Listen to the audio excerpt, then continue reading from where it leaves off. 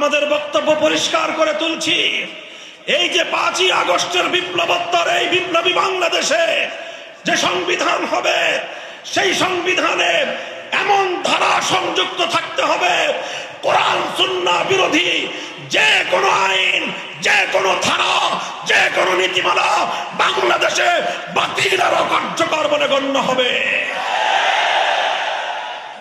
মারতে হবে এবং মরতে হবে, শাহাদাতের রক্ত দিতে হবে, জীবন দিতে হবে। বিপ্লবের পথে আল্লাহর জমিনকে রক্তে রঞ্জিত করে শাহাদাতের শিরিবে কালেমার পতাকা ওড়াতে হবে।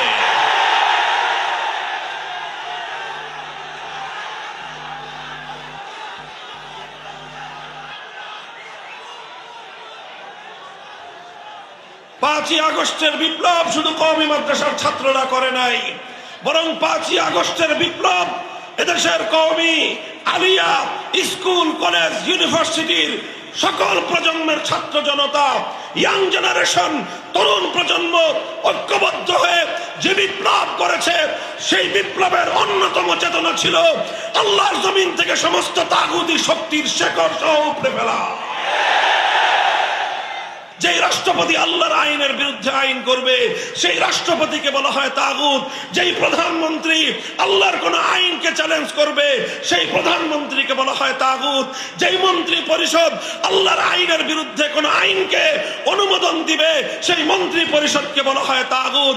যেই বিচারপতি, যেই বিচারপতি, যেই বিচারালয় আল্লাহর আইনের বিরুদ্ধে কোন আইনকে অনুমোদন দিবে, বৈধতা দিবে, সেই বিচারপতি এবং বিচারালয়কে বলা হবে তাগুত। যেই সংসদ অথবা যেই আইন পরিষদ আল্লাহর আইনের বিরুদ্ধে কোন আইন পাশ করবে, গোটা সেই সংসদকেই বলা হয় তাগুত।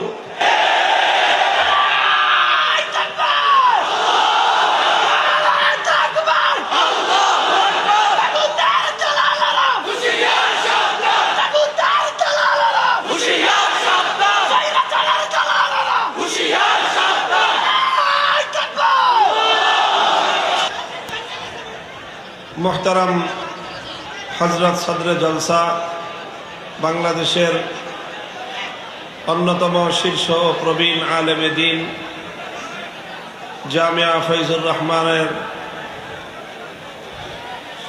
স্বনামধন্য প্রিন্সিপাল ও শাইখুল হাদিস আল্লামা আব্দুল হক হাফিজাহুল্লাহ, উপস্থিত হযরত উলামায়ে কেরাম, সম্মানিত ও শ্রদ্ধাভাজন আমার মুরব্বী সাহেবান, সমবেত ইসলাম প্রিয়, কোরআন প্রেমিক, নবী প্রেমিক, তাওহীদি মুসলমান ভাই ও বন্ধুগণ, পর্দার অন্তরাল ও বাসাবাড়িতে অবস্থানরত আমার সম্মানিত মা ও বোনেরা, আল্লাহ পাক রব্বুল আলামিনের দরবারে শুকরগুজারি আদায় করি যে আজকে বাংলাদেশের অন্যতম প্রাচীন শহর ময়মনসিংহের এই প্রাণ কেন্দ্রে জামিয়া ফয়জুর রহমানের উদ্যোগে এই বার্ষিক মাহফিলে এতদ অঞ্চলের বিপুল পরিমাণ ধর্মপ্রাণ মুসলমান, আলেম ওলামা, ছাত্র জনতা ও সর্বস্তরের তৌহিদি জনতার ঢল নেমেছে। এটা প্রমাণ করে যে বাংলাদেশ ইসলামের জন্য একটি উর্বর ভূমি। আমরা যদি সঠিকভাবে আমাদের এই প্রজন্মকে নেতৃত্ব দিতে পারি, আগামীর বাংলাদেশ হবে ইসলামের বাংলাদেশ। মোহতারাম হাজিরিন, আপনাদের এই মাহফিলে আমি বেশ অনেক বছর ধরেই উপস্থিত হওয়ার সৌভাগ্য লাভ করি। মধ্যখানে কয়েক বছর আপনাদের সাথে সাক্ষাৎ হয়নি অনিবার্য কারণে। সর্বশেষ যে বছর আমি আপনাদের এখানে মাহফিলে আলোচনা করেছিলাম, তখন বাংলাদেশ একটি ঈমান এবং শিরক, তাওহীদ এবং শিরকের একটি প্রশ্নে বাংলাদেশ দ্বিধা বিভক্ত ছিল। সঙ্গত কারণেই আমাদের স্পষ্ট অবস্থান ছিল তাওহীদের পক্ষে, শিরকের বিরুদ্ধে। তাওহীদের মূল কথা যেরকম একত্ববাদ, শিরকের মূল কথা হলো আল্লাহ পাক রব্বুল আলামিনের যেই সকল অনন্য এবং একচ্ছত্র বৈশিষ্ট্য রয়েছে, সেই বৈশিষ্ট্যর মধ্যে আল্লাহর সঙ্গে গায়রুল্লাহকে অংশীদার সাব্যস্ত করা, সেই শিরকের পৃথিবীতে সবচেয়ে বড় প্রতীক হলো মূর্তি। পৃথিবীতে শিরকের সবচেয়ে বড় প্রতীক আইকন হলো মূর্তি। মূর্তি সেটা যে নামেই হোক, মূর্তির মাধ্যমেই পৃথিবীতে শিরকের সূচনা। মূর্তি থেকেই এই পৃথিবীতে মানুষ শিরকের দিকে ধাবিত হয়েছে। এটা কোনো সাধারণ মানুষের কথা নয়, বরং এটা স্বয়ং আল্লাহ রাসূল সাল্লাল্লাহু আলাইহি ওয়াসাল্লামের হাদিসের ঘোষণা। এই জন্য কোনো একত্ববাদী, কোনো মুমিন, কোনো তাওহীদপন্থী মানুষ কখনো মূর্তির পক্ষ অবলম্বন করতে পারে না। এবং প্রত্যেকটা তাওহীদবাদী ইমানদারের অবস্থান স্পষ্টভাবেই মূর্তির বিপক্ষে হতে হবে। মূর্তির এই বিতর্কের সময়ে আপনাদের এই মঞ্চেই আমি বাংলাদেশে যার নেতৃত্বে মূর্তি সংস্কৃতি বাস্তবায়নের অপচেষ্টা করা হয়েছিল তাকে সতর্কবাণী উচ্চারণ করেছিলাম।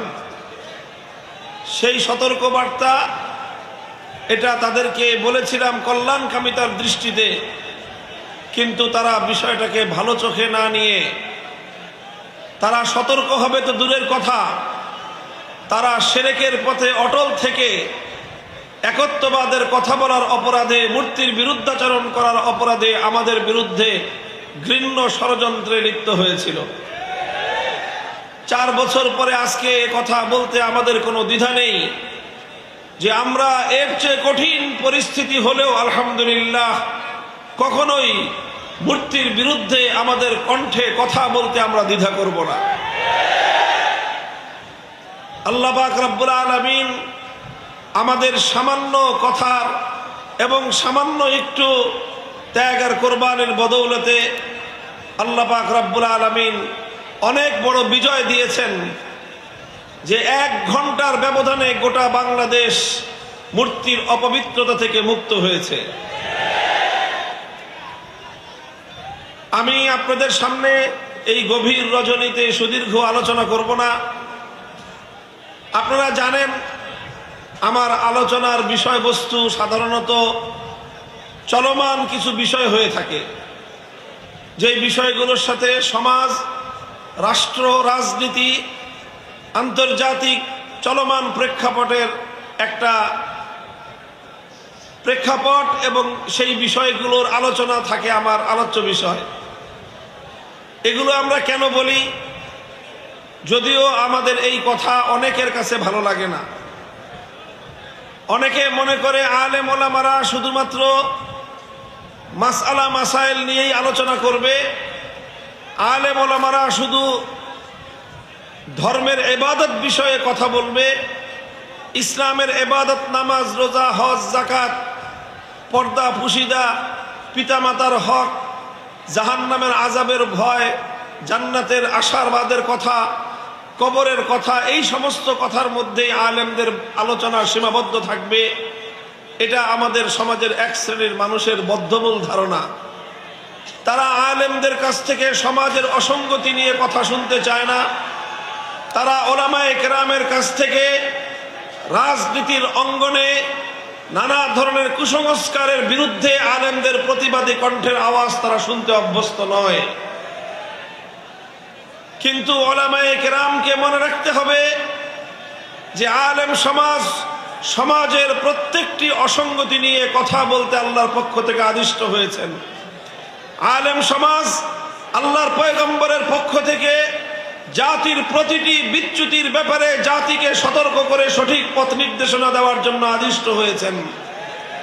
সুতরাং আমাদের স্পষ্ট ঘোষণা যে এই জাহেলি সমাজ ব্যবস্থা আমাদের কাছ থেকে যাই শুনতে পছন্দ করুক আর যাই শুনতে অপছন্দ করুক, আমরা আল্লাহর কোরআনের দৃষ্টিতে, আল্লাহর পয়গম্বরের সুন্নাহর আলোকে সমাজ, রাষ্ট্র, রাজনীতির প্রতিটি অসঙ্গতি নিয়ে কথা বলবো, কথা বলতে থাকবো। আমাদের কথা যদি কারো ভালো লাগে তবুও বলবো, আমাদের কথা যদি কারো অপছন্দ হয় তবুও বলবো, আমাদের কথায় যদি কারো গাত্রদাহ হয়, সে জ্বলতে পুড়তে জ্বলে পুড়ে ছারখার হতে পারে, ইনশাআল্লাহ আলেম সমাজের কণ্ঠ হকের কথা বলতে কখনো স্তম্ভিত হবে না।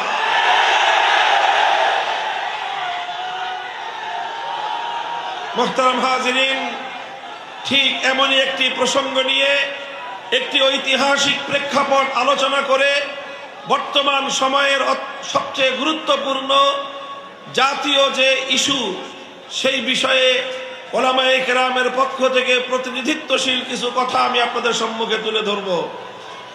আমি আপনাদের সম্মুখে আল্লাহর কোরআনে পাকের সূরাতুন নিসার 60 নম্বর আয়াতটি তেলাওয়াত করেছি।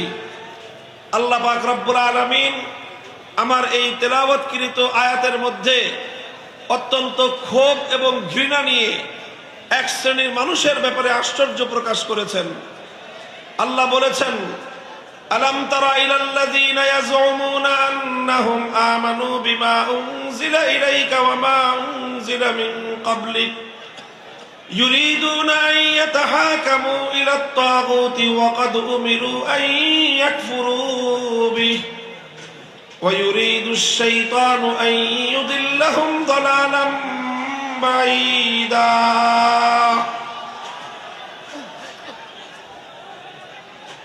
আপনারা এদিকে লক্ষ্য করেন, আওয়াজ করবেন না ভাই।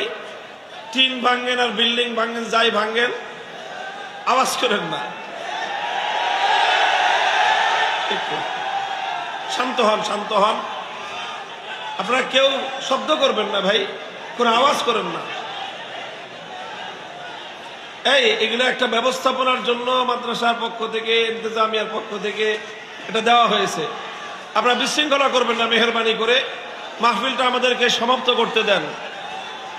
আপনারা এইভাবে এই কেউ টিনে হাত দিবেন না, কেউ টিনে হাত দিবেন না, দয়া করে কেউ টিনে হাত দিবেন না।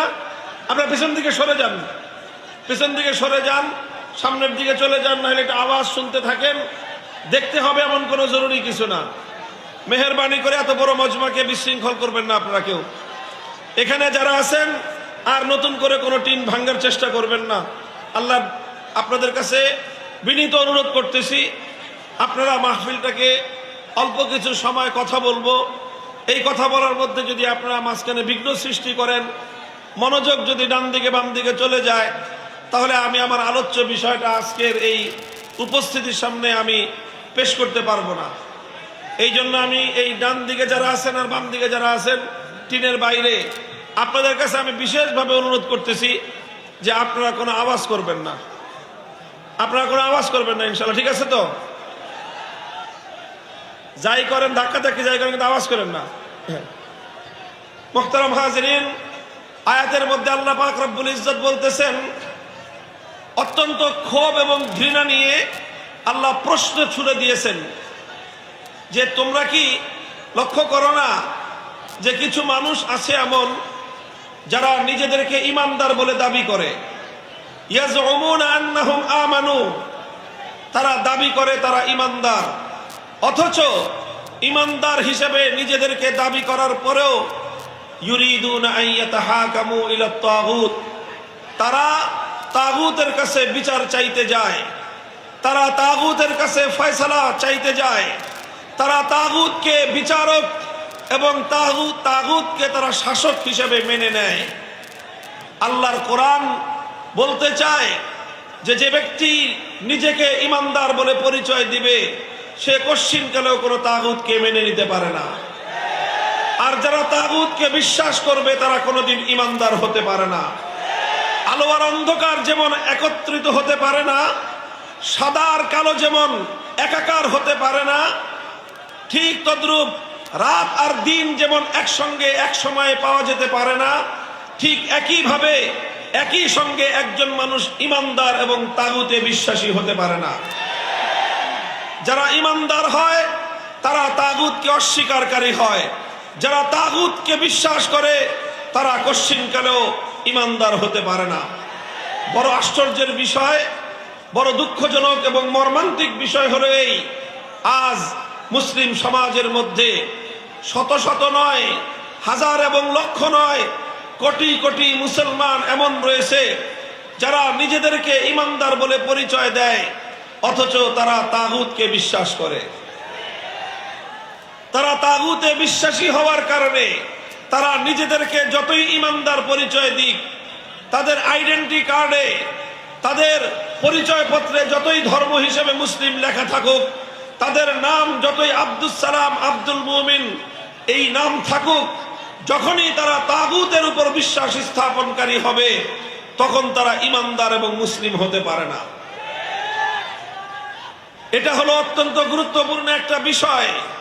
সমাজের অসংখ্য অগণিত মানুষ এই তাগুতে বিশ্বাস থাকার কারণে তারা নিজেদেরকে মূর্খতাবশত, অজ্ঞতাবশত নিজেদেরকে ইমানদার বলে মনে করে, অথচ কোরআন এবং হাদিসের ফয়সালায় তারা স্পষ্টভাবে মুশরিক এবং তারা কাফের ও বেঈমান। এই জন্য আমি আমার আলোচনার সুবিধার্থে লম্বা আলোচনা করব না, আমি বলতেছি আপনারা মেহেরবানি করে আওয়াজ করবেন না। আমার আলোচনার সুবিধার্থে আমি প্রথমে আপনাদের কাছে তাগুতের পরিচয় তুলে ধরতেছি। তাগুত কাকে বলা হয়? তাগুত কাকে বলা হয় লক্ষ্য করেন, কোরআনে পাকের অনেকগুলো আয়াতের মধ্যে আল্লাহ পাক রব্বুল আলামিন তাগুত শব্দটি প্রয়োগ করেছেন।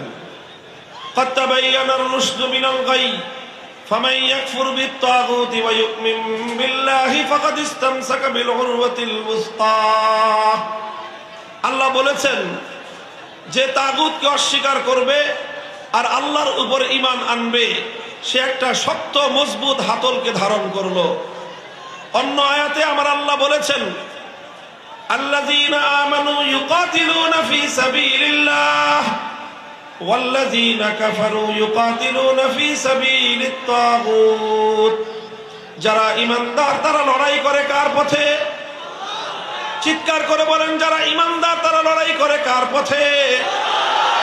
ওয়াল্লাযীনা কাফারু ইউকাতিলুনা ফি সাবিলিত তাগুত। আর যারা কাফের এবং বেঈমান তারা লড়াই করে, সংগ্রাম করে, চেষ্টা করে তাগুতের পথে। অর্থাৎ সব জায়গায় আল্লাহর কোরআন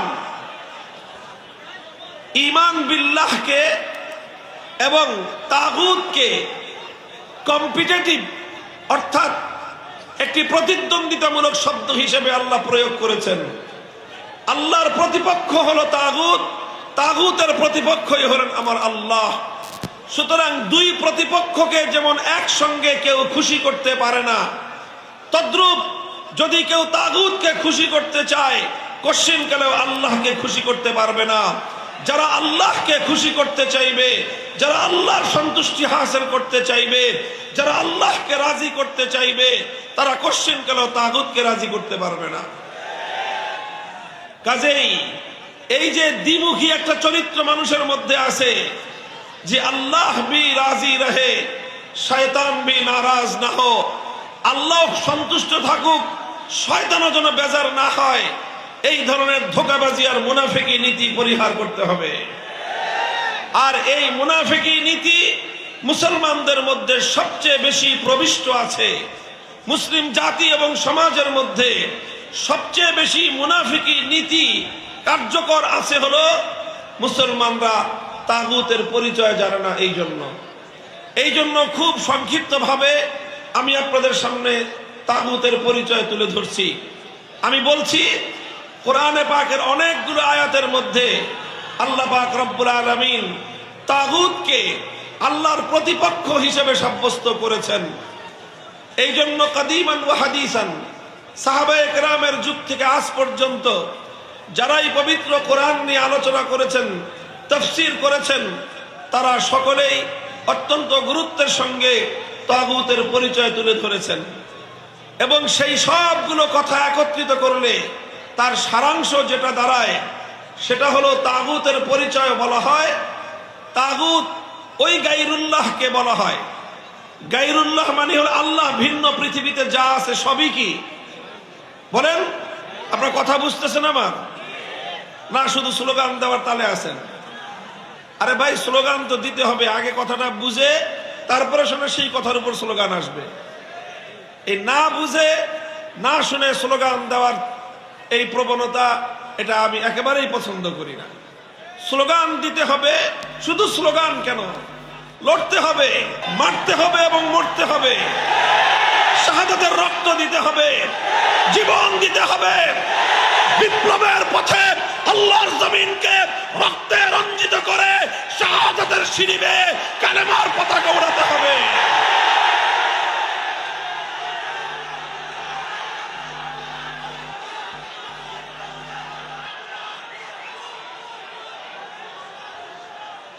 তবে এই সব কিছু করতে হবে বুঝে না বুঝে? চিৎকার করবেন, বুঝে না বুঝে? আমাদের অত্যন্ত গুরুত্বপূর্ণ মৌলিক প্রশ্ন আজ। আমার কথা বুঝেন, নবীন ওলামায়ে কেরাম ভালো করে বুঝবেন। আজকের এই সমাজের কাছে, বিশেষ করে আধুনিক শিক্ষিত তরুণ প্রজন্ম, স্কুল কলেজ ইউনিভার্সিটির ছাত্ররা আজ যেই প্রসঙ্গটা খুব ভালো করে জানতে চায়, বুঝতে চায়, সেই প্রসঙ্গ হলো এই ঈমান এবং কুফরের প্রসঙ্গ, তাওহীদ এবং শিরকের প্রসঙ্গ, একত্ববাদী আল্লাহ এবং এই তাগুতের পার্থক্য প্রসঙ্গ আজকে বুঝতে চায় তারা। আর এই আবেগ, এই চেতনা তাদের মধ্যে সৃষ্টি হয়েছে বলেই বাংলাদেশে 5ই আগস্টের বিপ্লব হয়েছে। 5ই আগস্টের বিপ্লব শুধু আলেম ওলামারা করে নাই, 5ই আগস্টের বিপ্লব শুধু কওমি মাদ্রাসার ছাত্ররা করে নাই, বরং 5ই আগস্টের বিপ্লব এদেশের কওমি, আলিয়া, স্কুল কলেজ ইউনিভার্সিটির সকল প্রজন্মের ছাত্র জনতা, ইয়াং জেনারেশন, তরুণ প্রজন্ম ঐক্যবদ্ধ হয়ে যে বিপ্লব করেছে, সেই বিপ্লবের অন্যতম চেতনা ছিল আল্লাহর জমিন থেকে সমস্ত তাগুতি শক্তির শেকড় সহ উপড়ে ফেলা। কাজেই এটা আজ গুরুত্বপূর্ণ প্রসঙ্গ, এটা বুঝতে হবে আমাদেরকে, ছাত্র জনতাকে বুঝতে হবে, তরুণ আলেমদেরকে বুঝতে হবে, জাতির কাছে এই মেসেজ পৌঁছে দিতে হবে। আমি বলছি তাগুতের পরিচয়, ডেফিনিশন, সংজ্ঞা বলছি তাগুত কাকে বলা হয়। খুব সহজ ভাষায় বলতে গেলে আমি বলছিলাম, গায়রুল্লাহ বুঝেন? বলেন, সকলে জবাব দেন, গায়রুল্লাহ বুঝেন? গায়রুল্লাহ মানে কি? আল্লাহ ছাড়া। গায়রুল্লাহ মানে এই পৃথিবীতে আল্লাহ ছাড়া যা আছে সবই, আল্লাহ ছাড়া কায়নাতের মধ্যে যা আছে সব কি? গায়রুল্লাহ। তো কোন গায়রুল্লাহকে যদি আল্লাহর আসনে বসানো হয়, সেই গায়রুল্লাহকেই বলা হয় তাগুত। যেই গায়রুল্লাহকে আল্লাহর আসনে বসানো হবে, সেই গায়রুল্লাহ কি? তাগুত। যে গায়রুল্লাহ নিজে অথবা অন্য কেউ তাকে আল্লাহর আসনে বসানোর পর সে তার প্রতি সম্মত থাকবে, সেই গায়রুল্লাহকেই তাগুত বলা হবে। আরো সহজ ভাষায় যদি বলি, আমার আল্লাহ পাক রব্বুল আলামিনের কিছু বৈশিষ্ট্য আছে যেটা আল্লাহর জন্য নির্ধারিত, যে বৈশিষ্ট্য আল্লাহ ছাড়া অন্য কারো জন্য বৈধ নয়, এমন কিছু বৈশিষ্ট্য আল্লাহর রয়েছে। আল্লাহর সেই বৈশিষ্ট্যগুলো যদি কোনো গায়রুল্লাহর জন্য সাব্যস্ত করা হয়, তখনই সেই গায়রুল্লাহ তাগুতে পরিণত হয়। যেরকম সহজ দৃষ্টান্ত দিলে আপনারা বুঝবেন, ইবাদতের একমাত্র মালিক কে? চিৎকার করবেন, একেবারে মাহফিলের শেষ পর্যন্ত বলবেন, ইবাদতের একমাত্র মালিক কে? ইবাদতের একমাত্র উপযুক্ত কে? এখন যে ইবাদত একমাত্র আল্লাহর প্রাপ্য, সেই ইবাদত যদি আল্লাহ ছাড়া কোনো গায়রুল্লাহকে দেওয়া হয়, তাহলে সেই গায়রুল্লাহকেই বলা হয় তাগুত। যেমন ইবাদত কেউ যদি আল্লাহকে না করে লাত, মানাত, উজ্জা, হুবাল এই সমস্ত দেব দেবতাকে ইবাদত করে, তাহলে সেই দেব দেবতাগুলোকেই বলা হয় তাগুত। এটা ছিল সেই যুগের তাগুত। আর আজকের যুগে এই যে দুর্গা, সরস্বতী, কালী নামে যত মূর্তির পূজা মানুষ করে, এই প্রত্যেকটা মূর্তিকে মানুষ আল্লাহর আসনে বসায়। যে ইবাদত এক আল্লাহর উপযুক্ত ছিল, যে ইবাদত একমাত্র আল্লাহর জন্য নির্ধারিত ছিল, সেই ইবাদতকে আল্লাহর জন্য না করে দুর্গার জন্য করলো, কালীর জন্য করলো, সরস্বতীর জন্য করলো, নানা ধরনের মূর্তির জন্য করলো। সুতরাং এই মূর্তিগুলা, যখনই মানুষ এই মূর্তির পূজা করে, তখনই এই মূর্তিগুলো তাগুতে পরিণত হয়। এটা মানুষ বুঝে, এটা মুসলমানরা বুঝে যে আল্লাহ ছাড়া অন্য কোনো গায়রুল্লাহর পূজা করা যাবে না। কেন? তাহলে একত্ববাদ থাকবে না। ইবাদতের উপযুক্ত একমাত্র কে? আল্লাহ। ইবাদত যেরকম একমাত্র আল্লাহর, আল্লাহ একমাত্র যেরকম ইবাদতের উপযুক্ত, আল্লাহ এই মহাবিশ্বের মধ্যে একমাত্র ইবাদত প্রাপ্য, ঠিক তদ্রূপ ইবাদতের মতো আল্লাহ পাকেরও আল্লাহর আরেকটা অনন্য বৈশিষ্ট্য রয়েছে যেটা আল্লাহর জন্য নির্ধারিত। সেটা হলো এই কায়নাতের মধ্যে, গোটা সৃষ্টি জগতের মধ্যে চূড়ান্তভাবে আনচ্যালেঞ্জেবল, অর্থাৎ যেই বিষয়কে কেউ চ্যালেঞ্জ করতে পারবে না, কেউ যেটাকে প্রশ্ন করতে পারবে না, কেউ যেটাকে বাতিল করতে পারবে না, এইরকম চূড়ান্ত ভাবে এই মহাবিশ্বের মধ্যে বিধান দেওয়ার একমাত্র মালিককে। আল্লাহর কোন বিধানকে দুনিয়ার কোন কর্তৃপক্ষ চ্যালেঞ্জ করার অধিকার রাখে না। আল্লাহর কোন বিধানকে দুনিয়ার কোন ব্যক্তি বা কোন কর্তৃপক্ষ বাতিল করার অধিকার রাখে না। আল্লাহর কোন বিধানের ব্যাপারে দুনিয়ার কোন কর্তৃপক্ষ, দুনিয়ার কোন ব্যক্তি প্রশ্ন করবার অধিকার রাখে না। এই প্রশ্নহীন চূড়ান্ত বিধান দেওয়ার একমাত্র মালিককে, ইবাদতের একমাত্র মালিককে, বিধান দেওয়ার চূড়ান্ত ক্ষমতার মালিক একমাত্র কে? ইবাদতের মধ্যে যদি কেউ আল্লাহ ছাড়া কোনো গায়রুল্লাহর ইবাদত করে তাহলে এটাকে বলা হয় শিরক ফিল ইবাদাহ, অর্থাৎ ইবাদতের মধ্যে শিরক করলো কেউ।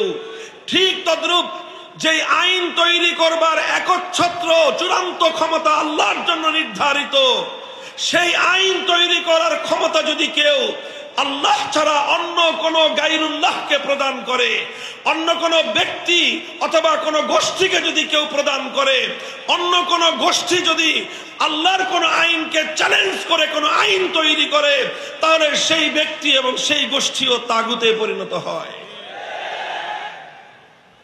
মুহতারাম হাজিরিন, আমরা তাওহীদ ফিল ইবাদাকে বিশ্বাস করি, কিন্তু তাওহীদ ফিল হাকিমিyyah, আইন তৈরি করার ক্ষেত্রে সার্বভৌম আইন তৈরি করবার ক্ষমতা যে একমাত্র আল্লাহর, এই বিষয়ে লক্ষ কোটি মুসলমান বিভ্রান্তিতে পড়ে থাকবার কারণে তারা স্পষ্ট শিরকে লিপ্ত হয়েও নিজেদেরকে ইমানদার বলে ভাবে। আর আল্লাহ পাক এই ধরনের নামধারী ইমানদারদের ব্যাপারেই ক্ষোভ এবং ঘৃণা প্রকাশ করে বলেছেন, নিজেদেরকে ইমানদার বলে পরিচয় দেয় অথচ বিচার চাওয়ার সময় তারা তাগুতের কাছে বিচার চাইতে চায়। আল্লাহ বলতে চান, যারা তাগুতের কাছে বিচার চাইতে পারে তারা আল্লাহর উপর ইমানদার হতে পারে না। কথাটা বুঝা গেল? তাহলে আল্লাহর জায়গায় যদি কোনো গায়রুল্লাহর ইবাদত করা হয়, সেই গায়রুল্লাহকে কি বলা হয়? জোরে বলেন। আল্লাহর পরিবর্তে কোন গায়রুল্লাহর যদি ইবাদত করা হয়, সেই গায়রুল্লাহকে কি বলা হবে? ঠিক তদ্রূপ আল্লাহর জায়গায় আল্লাহর কোন আইন, আল্লাহর কোন বিধানকে যদি কেউ পরিবর্তন করে, আল্লাহর বিধানকে চ্যালেঞ্জ করে, আল্লাহর বিধানকে বা কোন ব্যক্তি, কোন গোষ্ঠী যদি কোন আইন প্রণয়ন করে, সেই ব্যক্তি এবং সেই গোষ্ঠীকে কি বলা হবে?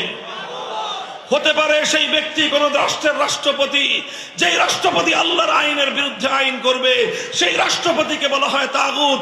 যেই প্রধানমন্ত্রী আল্লাহর কোন আইনকে চ্যালেঞ্জ করবে সেই প্রধানমন্ত্রীকে বলা হয় তাগুত। যেই মন্ত্রী পরিষদ আল্লাহর আইনের বিরুদ্ধে কোন আইনকে অনুমোদন দিবে সেই মন্ত্রী পরিষদকে বলা হয় তাগুত।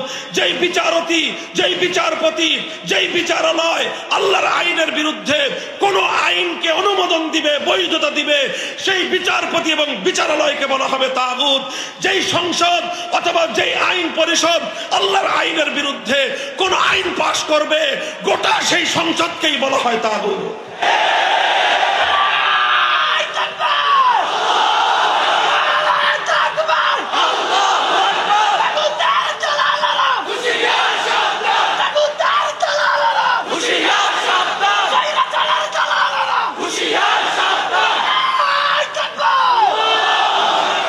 মুহতারাম হাজিরিন, এই তাগুত আপনারা চিন্তা করেন, কোন মুসলমান যে নাকি নিজেকে ইমানদার বলে পরিচয় দেয়, তাকে যদি দুর্গার পূজা করতে বলা হয় সে রাজি হবে? কোন ইমানদারকে যদি কালী অথবা সরস্বতী মূর্তি দেবতার পূজা করতে বলা হয় সে রাজি হবে? যেমনি ভাবে কোনো গায়রুল্লাহর পূজা করতে কোনো ইমানদার রাজি হতে পারে না, ঠিক তদ্রুপ আল্লাহর আইনের বিরুদ্ধে সংসদ যখন কোনো আইন পাশ করে, আল্লাহর আইনের বিরুদ্ধে মন্ত্রী পরিষদ যখন কোনো আইনের অনুমোদন দেয়, আল্লাহর আইনের বিরুদ্ধে কোন রাষ্ট্র ব্যবস্থা যখন কোন আইন করে, কোন ইমানদার নিজের দেহে এক ফোঁটা রক্ত থাকতে, দেহে প্রাণের স্পন্দন থাকতে আল্লাহর আইনের বিরুদ্ধে যত বড় রাষ্ট্র হোক না কেন, রাষ্ট্রের সে আইনকে সে মানতে পারে না।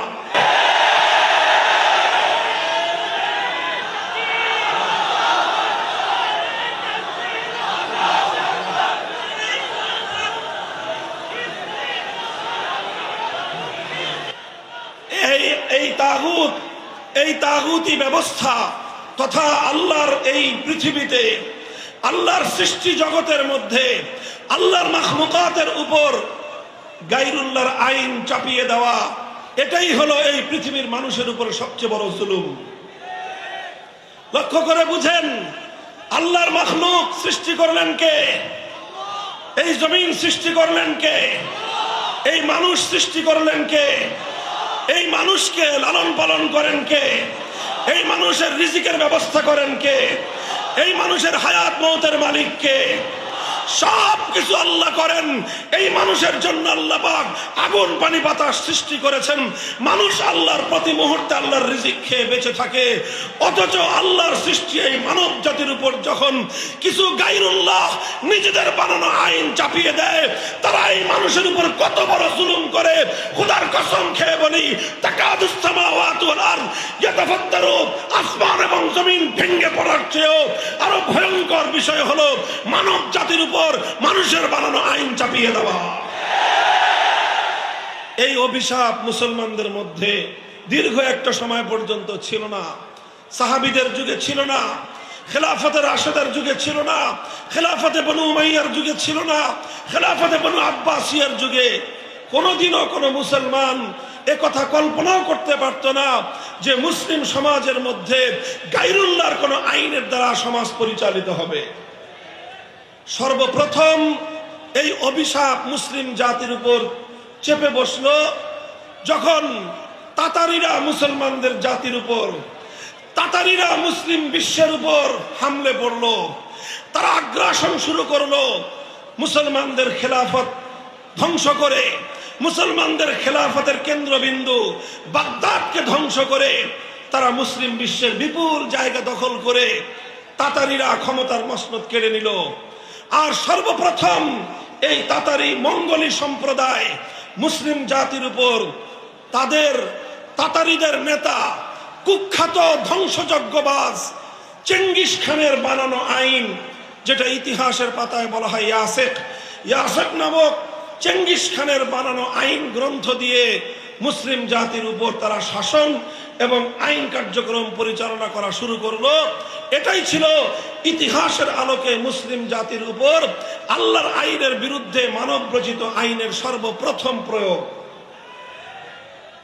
যখন এই তাতারিরা মুসলমানদের উপর চেঙ্গিস খানের বানানো আইন প্রয়োগ করলো, উলামায়ে কেরাম সর্বশক্তি দিয়ে, মুসলিম উম্মাহ সর্বশক্তি দিয়ে এটাকে প্রতিরোধ করার চেষ্টা করলেন।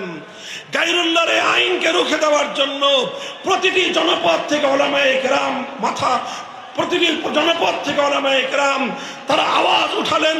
প্রতিটি জনপদ থেকে উলামায়ে কেরাম তাতারীদের বিরুদ্ধে সংগ্রাম শুরু করলেন। প্রতিটি মুসলিম জনপদ থেকে মুসলমানদের উপর চাপিয়ে দেওয়া এই অভিশপ্ত ব্যবস্থা উৎখাত করার জন্য তারা চেষ্টা করলেন। এই চেষ্টা করতে গিয়ে অনেক আলেমদেরকে শাহাদাতের রক্ত দিতে হয়েছে, জীবন দিতে হয়েছে, কারাবরণ করতে হয়েছে। শাইখুল ইসলাম ইবনে তাইমিয়া রাহমাতুল্লাহি আলাইহি ৬ বার তিনি কারাবরণ করেছেন। কারা প্রকোষ্ঠে জীবনের দীর্ঘ সময় তিনি অতিক্রম করে দিয়েছেন।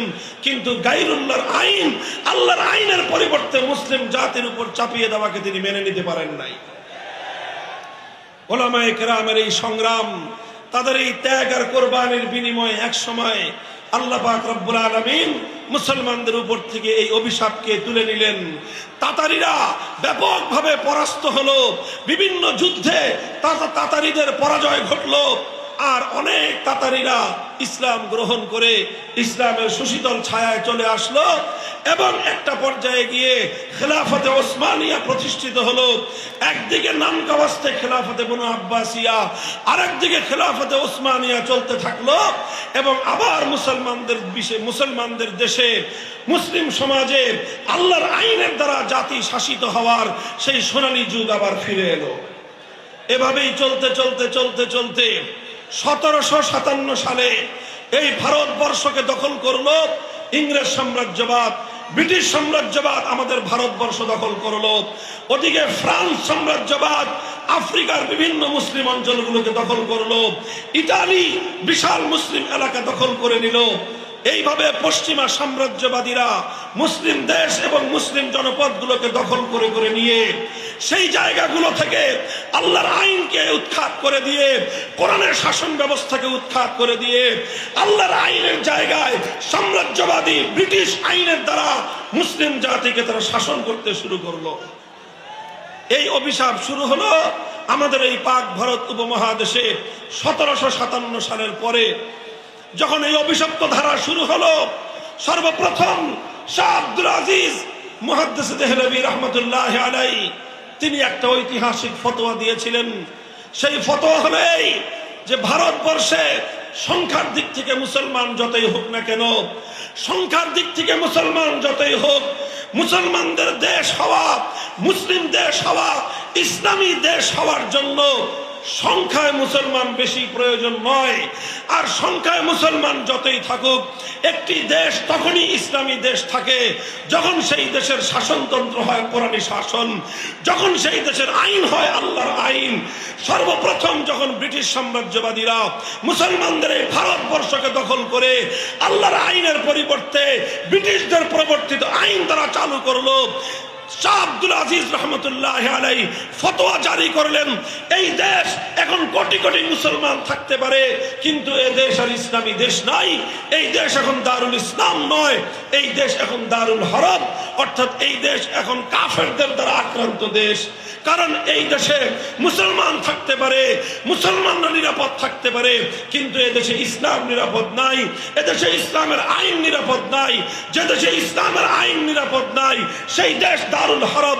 সেই হিসেবে এই দারুল হরবকে আবার দারুল ইসলামে ফিরিয়ে আনা আর এজন্য লড়াই করা, জিহাদ করা, সংগ্রাম করা প্রত্যেক মুসলমানের জন্য ফরজ।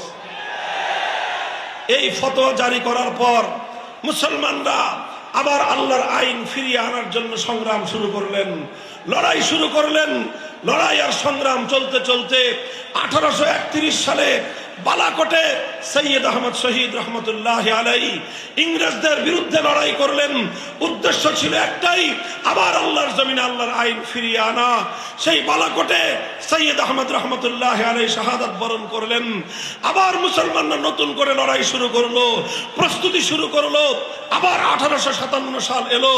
1857 সালে হাজী ইমদাদুল্লাহ মুহাজির মক্কি রহমতুল্লাহ আলাইহি আল্লাহর জমিনে আল্লাহর আইন বাস্তবায়নের জন্য খেলাফতের ঘোষণা দিলেন এবং তিনি আমিরুল মুমিনিন হিসেবে মুসলমানদের উপর আল্লাহর আইন প্রয়োগ করার ঘোষণা দিলেন।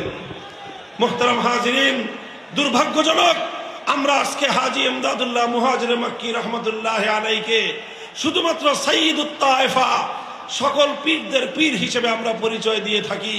হাজী ইমদাদুল্লাহ মুহাজির মক্কি রহমতুল্লাহ আলাইহি যেমনি ভাবে সকলের পীর ছিলেন, রশিদ আহমদ গঙ্গুহির পীর ছিলেন, কাসেম নানুতুবি রহমতুল্লাহ আলাইহির পীর ছিলেন, শাইখুল হিন্দের পীর ছিলেন, শাহ আশরাফ আলী থানভী রহমতুল্লাহ আলাইহির পীর ছিলেন।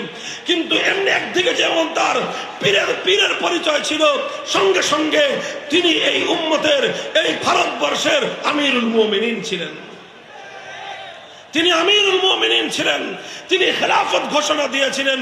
তার সেই খেলাফতের প্রধান মার্কাজ, প্রধান রাজধানী ছিল থানা ভবন।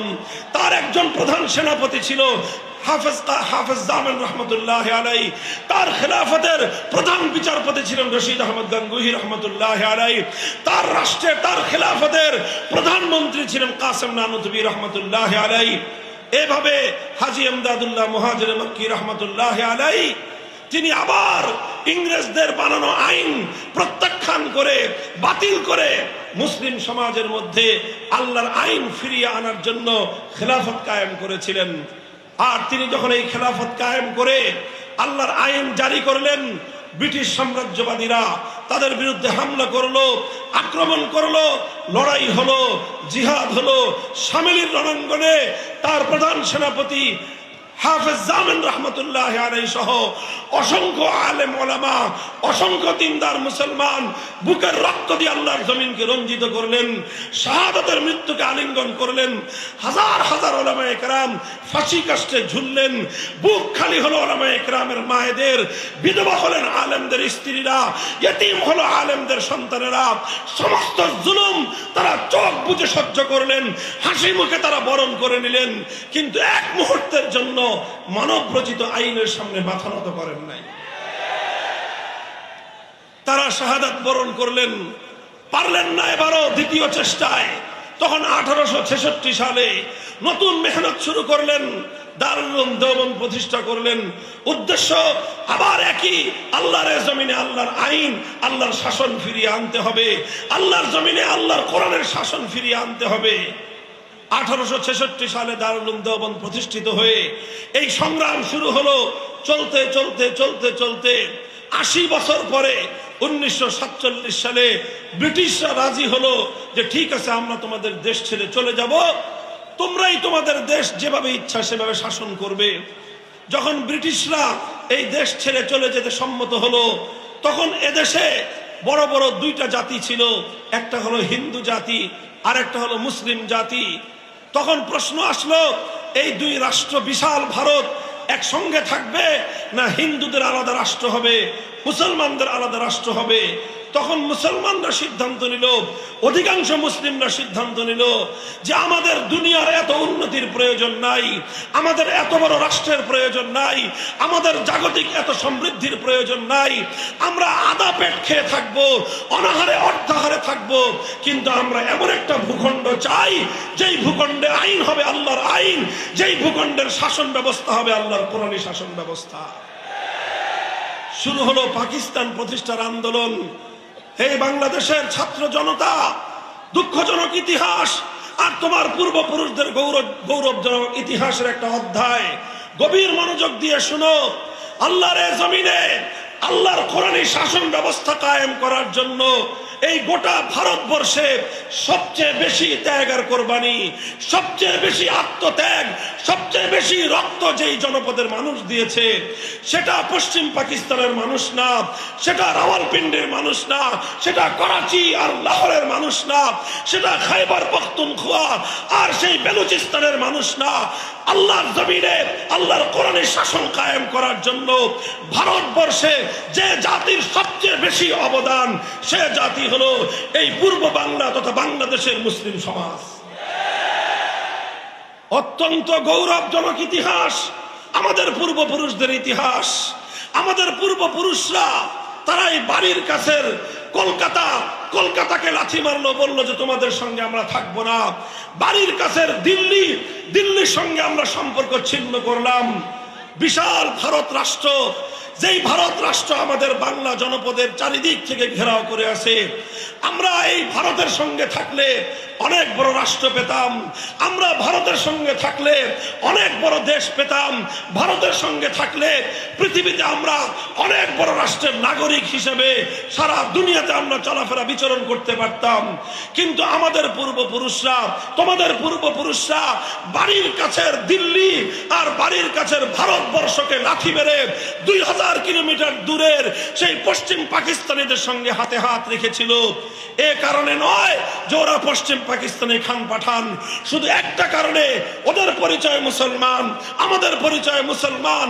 আমরা বলেছিলাম আসো মুসলমান মুসলমান হাতে হাত রাখি, ভ্রাতৃত্বের বন্ধন স্থাপন করি, আর আমরা এমন একটা রাষ্ট্র গড়ি যে রাষ্ট্রের সংবিধান হবে আল কোরআন। আল্লাহর কোরআনের আইনের দ্বারা শাসিত হওয়ার জন্য পশ্চিম পাকিস্তানের মুসলমানদেরও অনেক ত্যাগ রয়েছে, অবদান রয়েছে। তবে পশ্চিম পাকিস্তানিদের যেই পরিমাণ অবদান, সেই আল্লাহর নিজামে ইসলাম কায়েম করার জন্য, ইসলামী শাসন ব্যবস্থা কায়েম করার জন্য পশ্চিম পাকিস্তানিদের অবদানকে এক পাল্লায় রাখা হলে আর বাংলাদেশের মুসলমানদের অবদান অপর পাল্লায় রাখা হলে বাংলাদেশের মুসলমানদের অবদান তাদের চেয়ে 10 গুণ বেশি ভারী হয়ে যাবে। কিন্তু দুর্ভাগ্য আমাদের, আমরা স্বাধীন করলাম, আমরা হিন্দুদের থেকে আলাদা হয়ে মুসলিম রাষ্ট্র গঠন করলাম। এমন একটা রাষ্ট্র যে রাষ্ট্রের সংবিধান হবে কোরআনী সংবিধান, যে রাষ্ট্রের শাসনতন্ত্র হবে ইসলামী শাসনতন্ত্র, যে রাষ্ট্রের নিজাম হবে নিজামে ইসলাম। এরকম একটা স্বপ্ন নিয়ে এদেশের মানুষ 1000 মাইলের দূরত্বের পশ্চিম পাকিস্তানিদের সঙ্গে আমরা বন্ধন গড়ে তুললাম।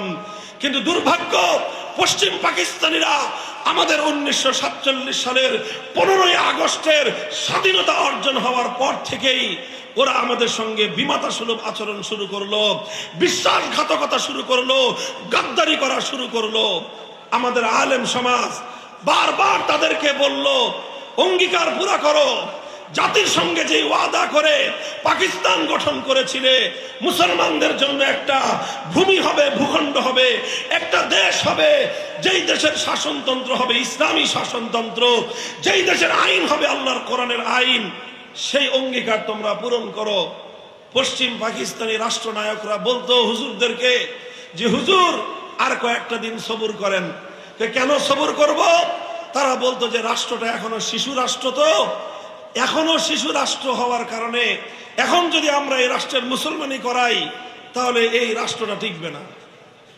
বুঝেন না এই কথা? আরে পোলাপানদের মুসলমানি করায় না, একটু বড় হয়ে নি। ওই পশ্চিম পাকিস্তানি শাসকরা আমাদের আলেম ওলামারা যখনই দাবি তুলতো যে রাষ্ট্রে মুসলমান বানাও না কেন, কয় হুজুর এই রাষ্ট্রটা শিশু, তো আরেকটু বড় হোক, এরপরে এই রাষ্ট্রকে মুসলমান বানাবো, রাষ্ট্রের মুসলমানি করায় কোরআনী শাসন আমরা কায়েম করব। এই করতে করতে 10 বছর যায়, 15 বছর যায়, 20 বছর যায়। হুজুররা যখনই বলে তখনই তারা বলে যে হুজুর এটা এখনো শিশু রাষ্ট্র, এখনই যদি আমরা এখানে ইসলাম কায়েম করি আমেরিকার সাহায্য পাওয়া যাবে না, ইউরোপ আমাদের থেকে মুখ ফিরিয়ে নেবে, আমরা তখন পৃথিবীতে মাথা উঁচু করে দাঁড়াতে পারবো না।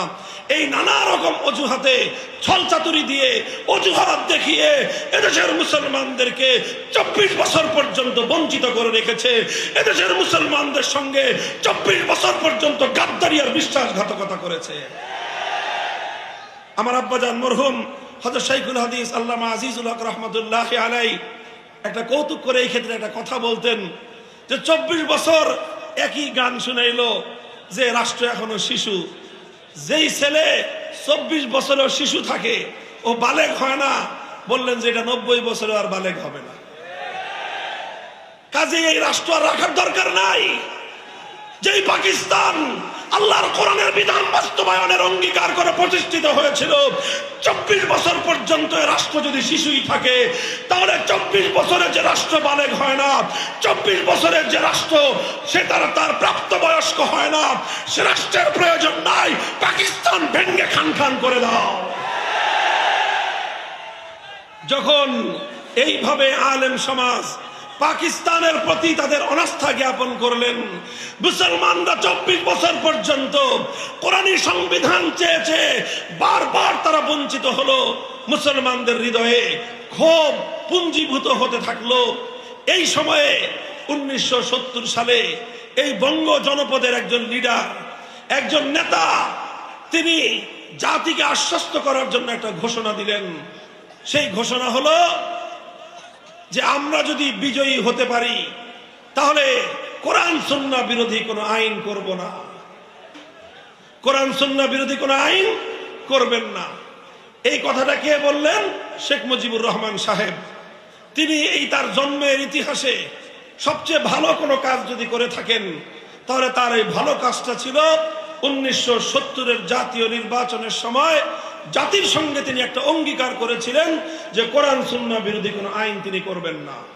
এটা আমাদের মোল্লা মৌলবীদের মুখের কথা নয়, এটা বাংলাদেশের স্বাধীনতার দলিলপত্র ঘেটে দেখেন। 1970 সালের জাতীয় নির্বাচনের আগে আওয়ামী লীগের যে নির্বাচনী ইশতেহার ছিল, সেই নির্বাচনী ইশতেহারের মধ্যে জাতির সঙ্গে প্রকাশ্যে ওয়াদা করা হয়েছিল কোরআন সুন্নাহ বিরোধী কোনো আইন তারা করবেন না। এরপরে কি দেখলাম আমরা?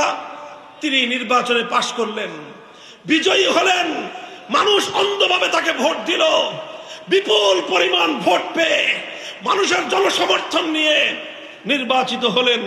কিন্তু পশ্চিম পাকিস্তানিরা বাংলাদেশি নেতার কাছে তারা ক্ষমতা হস্তান্তর করলো না। তার পরিবর্তে 25শে মার্চ ভয়াল কালো রাতে ঘুমন্ত বাংলার মানুষের উপর তারা ঝাঁপিয়ে পড়লো, নির্বিচারে হত্যাকাণ্ড চালালো। 26শে মার্চ বাংলাদেশের পক্ষ থেকে স্বাধীনতা যুদ্ধের ঘোষণা দেওয়া হলো। 9 মাসের রক্তক্ষয়ী মুক্তিযুদ্ধের মধ্য দিয়ে 1971-এর 16ই ডিসেম্বর বাংলাদেশ স্বাধীনতা লাভ করলো। আর এই 9 মাস শেখ মুজিবুর রহমান সাহেব পশ্চিম পাকিস্তানিদের খাস মেহমানদারিতে তিনি আপ্যায়িত হলেন। এরপরে বাংলাদেশ স্বাধীন হওয়ার পর তিনি সেখান থেকে মুক্ত হলেন। মুক্ত হয়ে সোজা গেলেন ইংল্যান্ডে। ইন্দিরা গান্ধীর সঙ্গে তার সাক্ষাৎ হলো, বৈঠক হলো, কথা হলো। ভারতের প্রধানমন্ত্রী ইন্দিরা গান্ধী শেখ মুজিবুর রহমান সাহেব বাংলাদেশে আসার সময় তার মুজিব কোটের পকেটের মধ্যে একটা ছোট চিরকুট ধরিয়ে দিলেন। আর ওই চিরকুটের মধ্যে তাকে অর্ডার করলেন, তাকে নির্দেশ দিলেন যে তুমি গিয়ে তোমার বাংলাদেশে এমন একটা সংবিধান প্রণয়ন করবা যে সংবিধানটা মুসলমানদের সঙ্গে সাংঘর্ষিক হবে, যে সংবিধান ইসলামী আদর্শের সঙ্গে গাদ্দারি হবে, এমন একটা সংবিধান করবা যেই সংবিধানটা কাগজে কলমে বাংলাদেশের সংবিধান হবে, কিন্তু সেই সংবিধানটা হবে ভারতের দালালির সংবিধান। তিনি সেই সংবিধানের মূল 4 নীতি ইন্দিরা গান্ধী নোট করে দিলেন। প্রথম মূলনীতি হবে জাতীয়তাবাদ, দ্বিতীয় মূলনীতি হবে ধর্মনিরপেক্ষতাবাদ, তৃতীয় মূলনীতি হবে গণতন্ত্র, চতুর্থ মূলনীতি হবে সমাজতন্ত্র।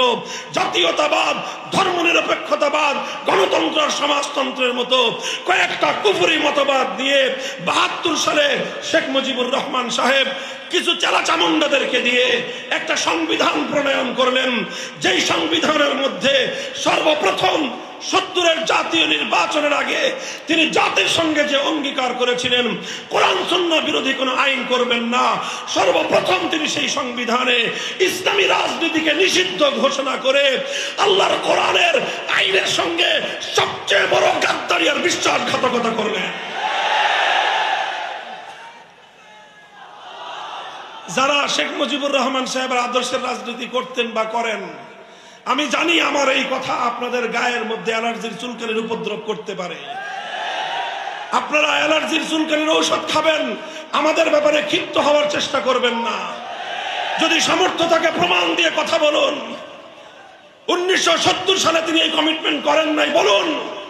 উনি 70 সালে বলেন নাই যে কোরআন সুন্নাহ বিরোধী আইন করবেন না, এ কথা প্রমাণ করুন।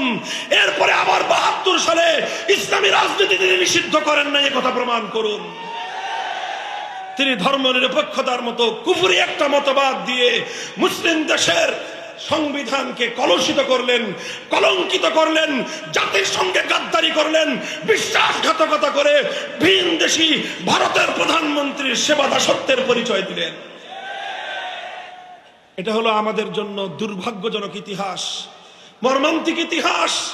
এই সংবিধান আমার দেশের উপর চেপে আসার পর পাকিস্তান আমলে নাম কাওয়াস্তে যাও কিছু ইসলাম ছিল, ইসলামী শাসন তো ছিল না।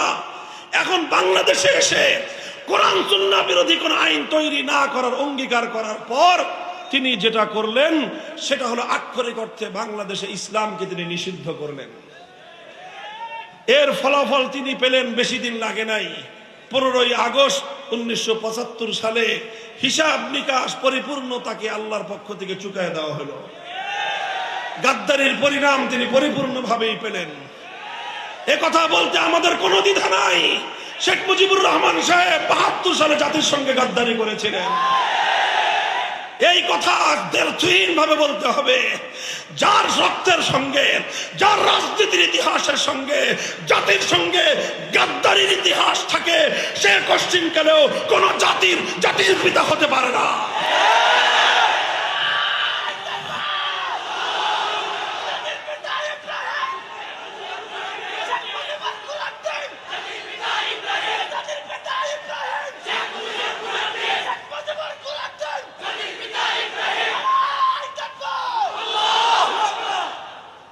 মুহতারাম হাজিরিন, আমি এই আলোচনা, দীর্ঘ আলোচনাকে সংক্ষিপ্ত করে সার নির্যাস আপনাদের সামনে বর্ণনা করতেছি, কারণ আমি কারেন্ট ইস্যু, বর্তমান আমার সমাজ, এই রাষ্ট্রের সবচেয়ে গুরুত্বপূর্ণ ইস্যুকে আমি আপনাদের পক্ষ থেকে, আলেম সমাজের পক্ষ থেকে জাতির সামনে উপস্থাপন করতে চাই। এজন্যই আমি এই ইতিহাস বলতেছি। আর না হলে কারো রাজনৈতিক সমালোচনা করা, অন্তত মাহফিলে বসে, এটা আমাদের স্বভাব নয়। কিন্তু যেটা জাতির প্রসঙ্গ, যেটা ইসলামের প্রসঙ্গ, যেটা ইসলামের অস্তিত্বের প্রসঙ্গ, যেটা ঈমান এবং কুফরির মাসআলা, সেটাকে কোনো কৌশলের দোহাই দিয়ে, হিকমতের দোহাই দিয়ে সে বক্তব্য থেকে নীরব থাকা, এটা অন্য কেউ করতে পারলেও আলেম সমাজের পক্ষে করা উচিত হবে না। ৭০ সাল গেল, উনি ওনার যেই ইসলামের সঙ্গে কমিটমেন্টের বরখেলাফ করেছিলেন, ওয়াদার বরখেলাফ করেছিলেন, তার প্রাপ্য তিনি আল্লাহর পক্ষ থেকে পরিপূর্ণ পেয়ে গেলেন।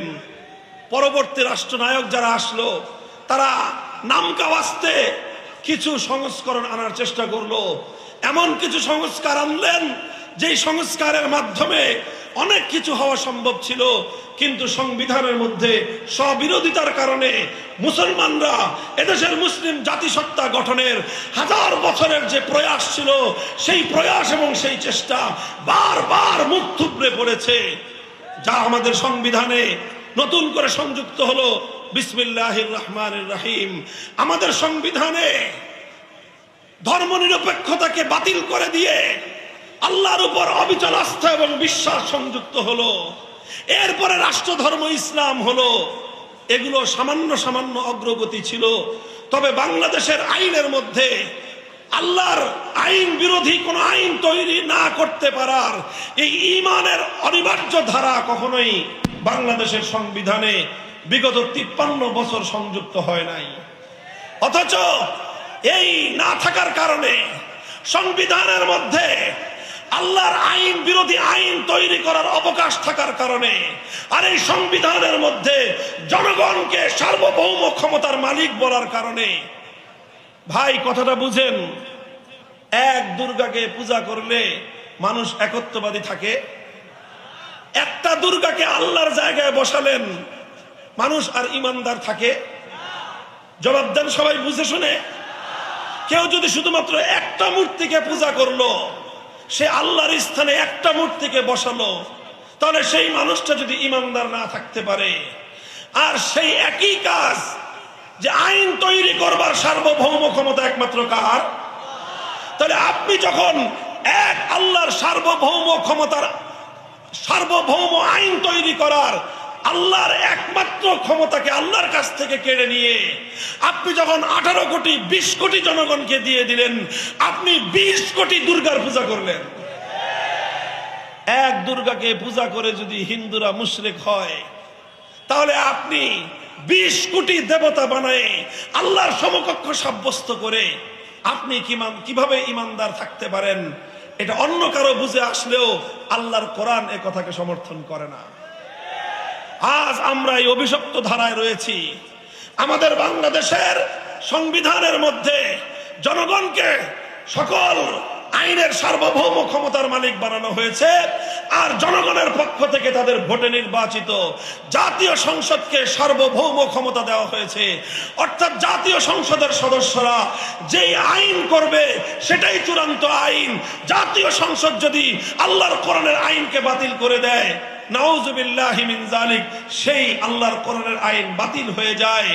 এভাবে আল্লাহর একমাত্র ক্ষমতার মসনদ, চূড়ান্ত আইন তৈরি করবার ক্ষমতার মসনদে আল্লাহ থেকে কেড়ে নিয়ে জাতীয় সংসদের সদস্যদেরকে, জাতীয় সংসদকে প্রদান করার মাধ্যমে এই রাষ্ট্র একটা শিরকি রাষ্ট্রে পরিণত হয়েছে।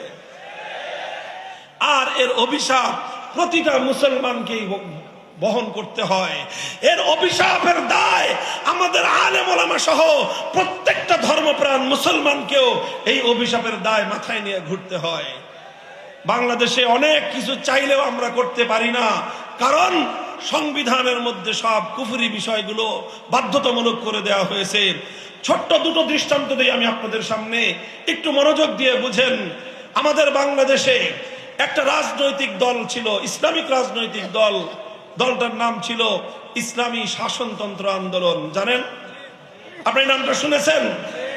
ইসলামী শাসনতন্ত্র আন্দোলন।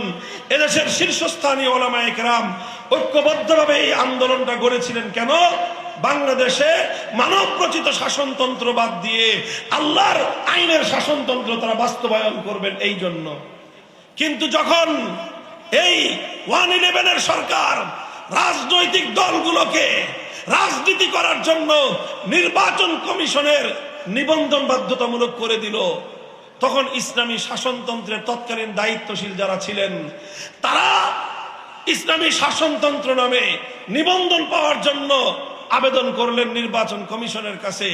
নির্বাচন কমিশন বলল যে বাংলাদেশ হলো কুফরি শাসনতন্ত্র, আপনারা ইসলামী শাসনতন্ত্র চাইলে এদেশে রাজনীতি করতে পারবেন না। তাহলে কি করা যায়? ইসলামী শাসনতন্ত্র দাবি করা যাবে না, এই নাম নিষিদ্ধ, সুতরাং আপনাদেরকে শাসনতন্ত্র শব্দ বাদ দিয়ে তারপরে অনুমোদন নিতে হবে। বাধ্য হয়ে বেচারারা সেটাই করলেন, ইসলামী শাসনতন্ত্র থেকে শাসনতন্ত্র নাম বাদ দিয়ে ইসলামী আন্দোলন নামেই তাদেরকে নিবন্ধন নিতে হয়েছে। এটা আমাদের হৃদয়ে রক্তক্ষরণের ইতিহাস। আমি জানি না আপনাদের হৃদয়ে রক্তক্ষরণ হয় কিনা, কিন্তু আমি যখন বিবেচনা করি, হায় এই দেশ, এদেশ থেকে শাহজালাল এজন্য গৌর গোবিন্দকে বিতাড়িত করেছিলেন। এই সেই দেশ যেই দেশের জন্য হাজী শরীয়তুল্লাহ ফরজি আন্দোলন করেছিলেন, বাংলার মানুষ যেন ফরজ বিধান পালন করতে পারে। আর আজ হাজী শরীয়তুল্লাহ রক্তের উপর দাঁড়িয়ে স্বাধীন দেশে ইসলামী শাসনতন্ত্র শব্দটাও আমাদের উচ্চারণ করার অধিকার নাই। এই বুঝি মুসলমানদের দেশ? এর চেয়েও মর্মান্তিক দুঃখজনক ঘটনা হলো আরেকটা রাজনৈতিক সংগঠন, নাম হলো বাংলাদেশ জামায়াতে ইসলামী। নাম শুনেছেন ভাই? তাদের সঙ্গে আমাদের আলেম ওলামাদের, কওমি ওলামাদের অনেকগুলো মৌলিক বড় বড় মত পার্থক্য আছে। মত পার্থক্যগুলো তার আপন জায়গায়, সেই মত পার্থক্য আমাদের সাথে তাদের এখনো নিরসন হয় নাই, মীমাংসা হয় নাই। আমরা তাদের সেই সকল মত পার্থক্যপূর্ণ মতবাদগুলো আমরা মেনে নেই নাই, এজন্যই তাদের সঙ্গে আমাদের কিছু মতবিরোধ রয়ে গেছে। সেটা ভিন্ন চ্যাপ্টার, ভিন্ন আলোচ্য বিষয়। কিন্তু আপনারা জানেন, একটা সময়ে বাংলাদেশের সর্বোচ্চ আদালত হাইকোর্ট থেকে বাংলাদেশ জামায়াতে ইসলামীর নিবন্ধন বাতিল করে দিয়েছিল। জানেন কেন বাতিল করেছিল? এটা কি জানেন কেন বাতিল করেছিল? 1971 সালে তাদের ভূমিকা বিতর্কিত ছিল এই জন্য না। কেন বাতিল করেছিল? তারা আম্বিয়ায়ে কেরামকে মাসুম মানে না, সাহাবায়ে কেরামকে মেয়ারে হক মানে না, এই জন্য না, এইসব কারণে নয়। জামায়াতে ইসলামের নিবন্ধন বাতিল করেছিল কারণ তাদের সংবিধানের মধ্যে একটা মৌলিক ভালো কথা ছিল। সেই ভালো কথাটা হলো সংবিধানের মধ্যে তাদের আল্লাহর সার্বভৌমত্বের কথা বলা হয়েছিল। অর্থাৎ আইন তৈরি করবার চূড়ান্ত ক্ষমতা একমাত্র কার? আরে ভাই, ইসলামী রাজনীতির মূল কথাই তো এটা। যারা ইসলামী রাজনীতি করে, চাই সেটা সালাফিরা করুক, চাই সেটা আহলে হাদিসরা করুক, চাই সেটা হানাফিরা করুক, চাই সেটা বেরলভীরা করুক, চাই সেটা সুন্নিরা করুক, যারাই করুক, সকল ইসলামী রাজনীতির মূল কথা হলো আইন চলবে কার? এই শুধুমাত্র আল্লাহর সার্বভৌমত্বের কথা কেন বলা হলো? এই কারণে বাংলাদেশের সর্বোচ্চ আদালত জামায়াতে ইসলামী, বাংলাদেশ জামায়াতে ইসলামীর নিবন্ধন বাতিল করে দিল যে তোমরা যেহেতু আল্লাহর একত্ববাদে বিশ্বাসী, বাংলাদেশ আল্লাহর একত্ববাদে বিশ্বাসী নয়, সুতরাং শিরকের এই দেশে আল্লাহর একত্ববাদের রাজনীতি করা যাবে না। ও মুসলমান, আরামে ঘুমাও, তোমরা আরামে ঘুমাও। আর তোমার দেশের সর্বোচ্চ আদালত আল্লাহর সফরেন্টি, আল্লাহ পাকের সার্বভৌম ক্ষমতাকে তোমার রাষ্ট্রে নিষিদ্ধ ঘোষণা করে, সেই রাষ্ট্রে তুমি শান্তিতে বিচরণ করো, তোমার হৃদয়ে এতটুকু রক্তক্ষরণ হয় না, তাহলে তোমার ঈমানের দুর্বলতা ছাড়া এটা আর কিছুই হতে পারে না। মুহতারাম হাজিরিন, সংবিধানের মধ্যে আল্লাহর আইন বিরোধী ধারাগুলো থাকবার কারণে আমাদের অনেক আলেম ওলামা বিভিন্ন সময়ে রাজনৈতিক কারণে ইসলামের বৃহত্তর কল্যাণের চিন্তায় ওনারা নির্বাচন করে সংসদ সদস্য নির্বাচিত হন, অনেক সময় তারা মন্ত্রী হন, কিন্তু মন্ত্রী হলেও সংসদ সদস্য হলেও এই কুফরি সংবিধানের কারণে বাধ্যতামূলকভাবেই তাদেরকে ইসলাম বিরোধী অনেক কার্যকলাপের সঙ্গে জড়িয়ে পড়তে হয়। এমন শপথ গ্রহণ করতে হয়, সংবিধানের রক্ষা করার জন্য সংসদ সদস্যদেরকে যে শপথ গ্রহণ করতে হয়, সেই শপথ স্বাভাবিক অবস্থায় কোনো মুসলমানের জন্য গ্রহণ করা বৈধ ছিল না। শুধুমাত্র সংসদ সদস্য পদ টিকিয়ে রাখার খাতিরে তাবিল করে কোন রকম ব্যাখ্যা ট্যাখ্যা করে এটাকে বৈধতা বলা হয়, কিন্তু প্রকৃত অর্থে আসলে এটা বৈধ নয়। আমার মন্ত্রী হলে সব মন্ত্রীদের সঙ্গে যেতে হবে শহীদ মিনারে, যেতে হবে স্মৃতিসৌধে, সেখানে গিয়ে মৃত ব্যক্তিদের আত্মার প্রতি শ্রদ্ধা জানিয়ে পুষ্পস্তবক ফুলের তোড়া উপহার দিতে হবে। ওলামায়ে কেরামকে জিজ্ঞাসা করেন, চার মাযহাবের আলেমদেরকে জিজ্ঞাসা করেন, আল্লাহর পয়গম্বরের সহিহ হাদিসগুলো কি বলে। কোনোভাবে কোন মৃত ব্যক্তির জন্য এইরকম কোন স্মৃতিসৌধ নির্মাণ করা ইসলামের মধ্যে বৈধ নাই, এরকম বেদি তৈরি করা বৈধ নাই। আবার সেই বেদির মধ্যে ফুলের তোড়া উপহার দেওয়া মৃত ব্যক্তির জন্য ইসলাম এই শরীয়তের মধ্যে এটা বৈধ নাই। এরকম অসংখ্য অগণিত ইসলাম বিরোধী কার্যকলাপ আমাদের করতে হয়, কারণ ওই সংবিধানের মধ্যে ভূত বসে আছে, শিরকের ভূত। সংবিধানের মধ্যে বসে আছে শিরকের ভূত। ও মুসলমান, আজ আমি তোমাদের সামনে এই আলোচনাটা কেন উত্থাপন করলাম? কারণ এখন বাংলাদেশের সবচেয়ে গুরুত্বপূর্ণ ইস্যু হলো সংবিধান সংস্কার। এই সংস্কারের জায়গায় নানা জনে নানা কথা বলতেছে।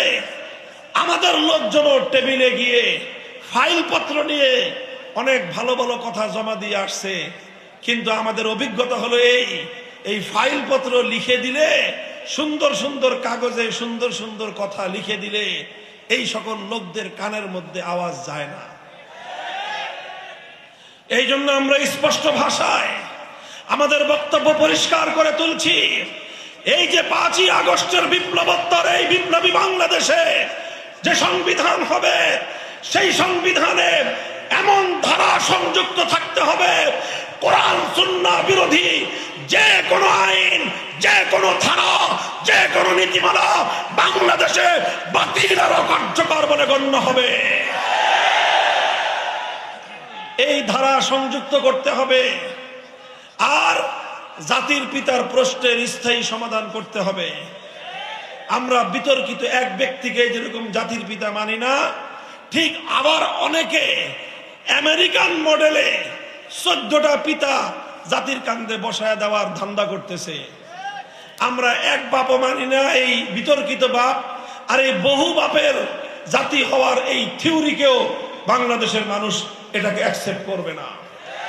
আমাদের কথা হলো এই বিতর্কের কোনো প্রয়োজন নাই। আমরা মুসলিম জাতি হিসেবেই সেই 1905 সালে পূর্ববঙ্গ আলাদা হয়েছিলাম পশ্চিমবঙ্গ থেকে। আমরা মুসলিম জাতিসত্তার ভিত্তিতে 1947 সালে ভারতকে তালাক দিয়েছিলাম। আমরা কোরআন সুন্নাহর আইন তৈরি করার জন্যই 1971 সালে পশ্চিম পাকিস্তানের থেকে আমরা স্বাধীনতা অর্জন করেছিলাম।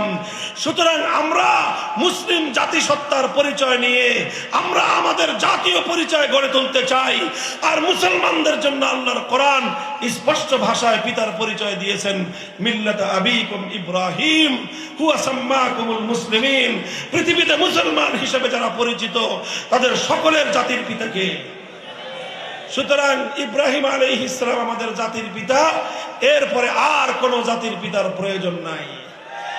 আর আল্লাহর সার্বভৌমত্বকে চ্যালেঞ্জ করে যেই সংসদের সার্বভৌমত্বের যে কনসেপ্ট সংবিধানের মধ্যে রয়েছে, আল্লাহর আইন বিরোধী অসংখ্য অগণিত নীতি, আইন, ধারা যেগুলো বাংলাদেশে কার্যকর রয়েছে, কোরআন সুন্নাহ বিরোধী সকল আইন, সকল নীতিমালা অকার্যকর এবং বাতিল করার ব্যবস্থা করতে হবে। বলবেন যে হুজুর এত বড় বড় দাবি করতেছেন কেন? কারণ এই দাবি আমরা এজন্য করতেছি যে আমরা মনে করি যে আজকের বাংলাদেশ এই বিপ্লবের জন্য উপযুক্ত হয়ে উঠেছে। 5ই আগস্ট এটা শুধুমাত্র ফ্যাসিবাদ বিরোধী বিপ্লব ছিল না, আপনি লক্ষ্য করে দেখবেন 5ই আগস্টের যে একটা বিপ্লবের যে একটা প্রতীক ছিল, এই বিপ্লবের যে সবচেয়ে বড় সিম্বল ছিল, সেটা হলো 5ই আগস্ট বিপ্লব হওয়ার পর 1 ঘন্টার ব্যবধানে কোনো আলেম ওলামাদের কিছু বলতে হয় নাই, কোনো নেতাকে নেতৃত্ব দিতে হয় নাই, কাউকে ঘোষণা দিতে হয় নাই। টেকনাফ থেকে তেতুলিয়া পর্যন্ত শিরকের সংস্কৃতি, শিরকের প্রতীক, দেব দেবীর মূর্তি, যত নেতা নেত্রীর মূর্তি, এদেশের তৌহিদ প্রিয় জনতা মুহূর্তের মধ্যে সমস্ত মূর্তি ভেঙে গুড়িয়ে দিয়েছে। মূর্তির মাথায় বসে এদেশের মানুষ পেশাব করে প্রমাণ করে দিয়েছে এদেশের মানুষ কোন মূর্তির কালচারকে আর বরদাস্ত করবে না। কাজেই একটা মাত্র প্রতীক যেটা 5ই আগস্টের বিপ্লবের প্রতীক হিসেবে চিহ্নিত করা যায়, সেটা হলো মূর্তিকে উৎখাত করার এই প্রতীক। কাজেই এখান থেকে স্পষ্ট লক্ষণ পাওয়া যায়, যদিও 5ই আগস্টের বিপ্লব পূর্ণাঙ্গ ইসলামের বিপ্লব নয়, তবে 5ই আগস্টের বিপ্লবের মাধ্যমে সেই ফ্যাসিবাদ উৎখাত হয়েছে যারা আল্লাহর জমিনে ইসলামী বিপ্লবের পথে 50 বছর ধরে সবচেয়ে বেশি বাধা এবং অন্তরায় তৈরি করেছে। আমি আপনাদের মঞ্চে বসে তাদের নেত্রীকে সতর্ক করেছিলাম, নিজের বাপ দাদার মূর্তি বানানো এটা মুহাম্মদুর রাসূলুল্লাহ সাল্লাল্লাহু আলাইহি ওয়াসাল্লামের আদর্শ নয়, বরং মুহাম্মদুর রাসূলুল্লাহ সাল্লাল্লাহু আলাইহি ওয়াসাল্লামের আদর্শ কি ছিল? মক্কা বিজয়ের সময় আল্লাহর নবী পবিত্র আল্লাহর ঘর বাইতুল্লাহ শরীফের 360 মূর্তি ভেঙেছিলেন, আর 360 মূর্তির মধ্যে একটা মূর্তি ছিল আমার নবীজির বাবা পূর্বপুরুষ হযরত ইব্রাহিমের মূর্তি। আল্লাহর নবী সেই মূর্তিটাকেও ছাড় দেন নাই, বরং আল্লাহর নবী সবচেয়ে বেশি ক্ষোভ নিয়ে, সবচেয়ে বেশি রাগ নিয়ে ইব্রাহিম আলাইহিস সালামের মূর্তিকে ভেঙে গুড়িয়ে দিয়েছিলেন। ইব্রাহিম আলাইহিস সালামের মূর্তি ভাঙার আগে আল্লাহর নবী বলেছিলেন, কাতালাহুমুল্লাহ, যারা ইব্রাহিম আলাইহিস সালামের মূর্তি বানায় তাদের উপর আল্লাহর অভিশাপ পড়ুক। যে ইব্রাহিম সারা জীবন মূর্তিকে ধ্বংস করার জন্য জীবনকে ওয়াকফ করলেন, আজ তার কিছু কুলাঙ্গার পুত্ররা সেই ইব্রাহিম আলাইহিস সালামের মূর্তি বানিয়েছে। এজন্য আল্লাহর নবী তাদের প্রতি সবচেয়ে বেশি ক্ষোভ প্রকাশ করেছিলেন। আমি বলেছিলাম, সুতরাং নিজের বাপ দাদার মূর্তি ভাঙা মুহাম্মদুর রাসূলুল্লাহর আদর্শ, আর নিজের বাপ দাদা পূর্বপুরুষদের মূর্তি বানায় যারা, তারা আল্লাহর পয়গম্বরের আদর্শের অনুসারী নয়, তারা আবু জাহালের প্রেতাত্মা। এই কথাটা নাকি ওনার কলিজার মধ্যে গিয়ে আঘাত লাগছে। আমাকে অনেকেই বলছে, অনেকেই জিজ্ঞাসা করে যে ভাই আমার বিরুদ্ধে এত খেপলো কেন? গোটা রাষ্ট্রযন্ত্র নিয়ে, গোটা রাষ্ট্রের সকল শক্তি নিয়ে, গোটা পুলিশ বাহিনী, গোটা সমস্ত গোয়েন্দা সংস্থাগুলোকে নিয়ে, গোটা রাষ্ট্রকে নিয়ে আমি একজন ব্যক্তি, সাধারণ মানুষ, আমার বিরুদ্ধে উনি এইভাবে যুদ্ধে ঝাঁপিয়ে পড়লেন কেন? কয় হুজুর জানেন না, আপনাদের কলিজার ভিতরে আঘাত করছেন। আমি গেলাম, কলিজার ভিতরে কেমনে আঘাত করলাম? কয় যে আপনি তারে মূর্তির কারণে এত কঠোর কথা বলছেন, এই কঠোর কথা উনি সহ্য করতে পারে নাই, এই জন্য যতভাবে পারে আপনার কাছ থেকে প্রতিশোধ নিয়ে ছাড়বে। এই কথা শোনার পরে দেখলাম যে দুনিয়াতে আর কাউরে কিছু বলে লাভ নাই। বললাম, আলাল্লাহি তাওয়াক্কালনা, আল্লাহ তোমার উপর ভরসা করলাম, দেখি তোমার উপর ছেড়ে দিলাম সবকিছু, যা আছে কপালে তুমি কোন পর্যন্ত নিয়ে যাও দেখি। আলহামদুলিল্লাহ 3 বছর পরে এসে আল্লাহর শুকরিয়া আদায় করে বলি, আল্লাহ পাক রব্বুল আলামিন তার পথের একজন সামান্য পথিককে আল্লাহ সাহায্যকারী হিসেবে আল্লাহ সাহায্য না করে একা ছেড়ে দেন না। আল্লাহ ছেড়ে দেন নাই। আমরা সেদিন একটা মূর্তির বিরুদ্ধাচরণ করেছিলাম, বলেছিলাম বাংলাদেশের জনগণের সম্পদ দিয়ে সবচেয়ে বড় মেগা প্রজেক্ট পদ্মা সেতু প্রজেক্টের কপালের উপর বিশাল দেবতা বানানো বাংলার তৌহিদি জনতা ভালো চোখে দেখে না। মূর্তিটা বসাইতে পারেন নাই, তিনি মূর্তিটা বসাইতে পারেন নাই। এই রাগ আর ক্ষোভ সব গিয়ে পড়ছে মামুনুল হকের উপরে। 3টা বছর মানসিক এমন কোন নির্যাতন নাই যেটা আমার উপরে চালানো হয় নাই। আলহামদুলিল্লাহ দিলটা ঠান্ডা হয়ে গেছে 5ই আগস্টের দুপুরে বেলায়। খালি সরকারের প্রধান পালায় গেছে এই কারণে না, যখন তিনি পালায় যান ওই সময়ে আমাদেরকে ডাকছে সেনানিবাসে সেনা প্রধান সাহেব, আমরা গেছি। তারপরে উনি বললেন সবকিছু, যে তিনি পদত্যাগ করতেছেন। এখন দেশটাকে আমাদের শান্ত করতে হবে, তাড়াতাড়ি চলেন আমরা সবাই মিলে বঙ্গভবনে যাই, সেখানে গিয়ে পরবর্তী একটা আয়োজন করি। আমরা বললাম ঠিক আছে চলেন। সেনাপ্রধান সহ আমরা সেনানিবাস থেকে রওনা করলাম বঙ্গভবনের দিকে। সেনানিবাস থেকে জাহাঙ্গীর গেট দিয়ে বের হয়ে আসলাম। আপনারা যারা ঢাকার শহর চিনেন, জাহাঙ্গীর গেট থেকে বিজয় সরণি সর্বোচ্চ 1 কিলোমিটার হবে, মধ্যখানে প্রধানমন্ত্রীর কার্যালয়। এই 1 কিলোমিটার জাহাঙ্গীর গেট থেকে আমরা এই বিজয় সরণি আসা পর্যন্ত, বিজয় সরণির মাথায় বাংলাদেশের মনে হয় 5 তলার সমান একটা বিশাল দেবতার মূর্তি, গোল্ডেন কালার, বিশাল মূর্তি। আমরা জাহাঙ্গীর গেট থেকে বিজয় সরণি পর্যন্ত আসার আগেই দেখি কেউ হাতুড়ি নিয়ে, কেউ শাবাল নিয়ে, কেউ দাও নিয়ে, কেউ খন্তা নিয়ে, আর কেউ রশি নিয়ে এই মূর্তির গলার উপর, মাথার উপর গিয়ে উঠছে। এই গলার মধ্যে রশি পেঁচাইছে, আবার কেউ কেউ রশির মধ্যে জুতাও বাঁধছে, আর যার যা আছে এটা নিয়ে পিটাইতেছে, ঠ্যাং ভাঙ্গে, কান ভাঙ্গে, নাক ভাঙ্গে। এত বড় মূর্তি, এটা তো সহজে ভাঙ্গা সম্ভব না। পরে দেখি যে এই চিকন রশি না, একটু পরে দেখি এত মোটা জাহাজ বান্দার রশি নিয়েছে কোত্থেকে জানো। আশ্চর্য হয়ে গেলাম যে বাঙালি কোত্থেকে আনে এগুলা, এত বিশাল রশি এনে এই গলায় পেঁচাইছে, আর এইভাবে মারো ধরে হেক্কা টান করে টানতেছে। কিন্তু এত মজবুত, বুঝেন না, 5 তলা বিল্ডিং এর সমান, এটা তার সহজে নড়ে না। তারপরে ঠ্যাং ভাঙছে, কোপায়ের ঠ্যাং ভাঙছে, কিন্তু তাও পরে না, কেন এত মোটা রড। পরে কোত্থেকে হ্যাকসো বিলেট এনে এই রড কাটছে। এই কাটতে কাটতে সন্ধ্যা হয়ে গেছে। তারপরে সন্ধ্যায় এসে হাজার হাজার উৎফুল্ল তৌহিদি জনতা এটার ঠ্যাঙের এই রগগুলি কাটছে, রক কেটে তারপরে গলার মধ্যে এই জাহাজ বান্দার রশি দিয়ে হেঁচকা টান দিছে। এই 5 তলার উপরের 50 ফিট উঁচা এই দেবতা মাটির মধ্যে ভূপাতিত হয়েছে। আমাদের তো কিছু বলতে হয় নাই, এই মূর্তির জন্যই তো আমাদের সাথে এত অন্যায় এবং অবিচার করেছিলেন। এই মূর্তির কারণেই তো আমাদের কোনো ভালো কথা আপনার কানে দিয়ে যায় নাই। আমরা বলেছিলাম যে একটা মানুষ মারা গেছে, তার মূর্তি বানায় কবরে তাকে লাঞ্ছিত করেন না, আর জাতির কাছে তাকে বিতর্কিত করেন না। তার যা মান সম্মান প্রাপ্য তিনি দুনিয়ার মানুষের কাছ থেকে পেয়েছেন, আমলের হিসাব আল্লাহর কাছ থেকে পাবেন। আপনারা মাঝখান দিয়ে খামাখা এই লোকটাকে জাতির সামনে বিতর্কিত করবার, অপমানিত করবার এই উদ্যোগ নিয়েন না। আমাদের কথাগুলো ভালো লাগে নাই, তিনি করলেন। বাংলাদেশের প্রত্যেকটা জেলায় জেলায়, থানায় থানায়, উপজেলায় উপজেলায় মূর্তি দিয়ে, এই দেশটা ছিল মসজিদের দেশ, এই দেশটাকে তিনি মূর্তির দেশে পরিণত করেছিলেন। এদেশের মানুষ কতটা ক্ষোভ ছিল মূর্তির বিরুদ্ধে। আপনারা জানেন, সুপ্রিম কোর্টে একটা মূর্তি বসাইছিল, মনে আছে? থেমিসের মূর্তি, এটা প্রথম বসাইছিল সুপ্রিম কোর্টের সামনে বাইরের দিকে। আমাদের ওলামায়ে কেরামের আন্দোলনে পরে বাইরের দিক থেকে এটাকে সংরক্ষিত সুপ্রিম কোর্টের চতুর্দিক দিয়ে ঘেরাও করা বিল্ডিং গুলোর মধ্যখানে একেবারে কলজার উপর এই থেমিসের মূর্তি বসাইছিল। 5ই আগস্টের পরে এক কাজে আমি সুপ্রিম কোর্টে গেছি, হাইকোর্টে। আমার কৌতূহল হলো যে থেমিস কই, যে কই থেমিস ফেমিস, ওর যে বেদি ছিল সেই বেদি সহ বাঙালিরা সব হাওয়া করে দিছে। ওই থেমিস মূর্তির আর কোনো নাক নিশানা কোনো কিছুই খুঁজে পাওয়া যায় না, কই গেছে এটা আল্লাহই জানে। আলহামদুলিল্লাহ, এটা প্রমাণ করে বাংলার মানুষের হৃদয়ে আজও শাহজালালের চেতনা বিদ্যমান। যখনই এদেশে কোন গৌর গোবিন্দের আবির্ভাব হবে, শাহজালালের সন্তানরা আল্লাহু আকবার বলে আবার ঝাঁপিয়ে পড়বে।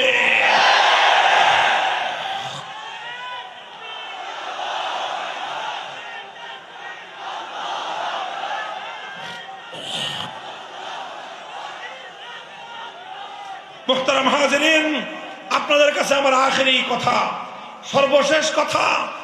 ভাই, একটা শুধু স্বৈরাচারকে বিতাড়িত করবার জন্য বাংলার 2000 দামাল সন্তান অকাতরে জীবন দিয়ে দিল। মৃত্যুকে দেখে, সামনে মরণ, নিশ্চিত মরণ জেনেও এদেশের মুক্তি পাগল জনতা কিভাবে আগে গিয়েছে আপনারা দেখেন নাই? একটা ছবি, একটা কথা সামাজিক যোগাযোগ মাধ্যমে ব্যাপক প্রচার পায় নাই?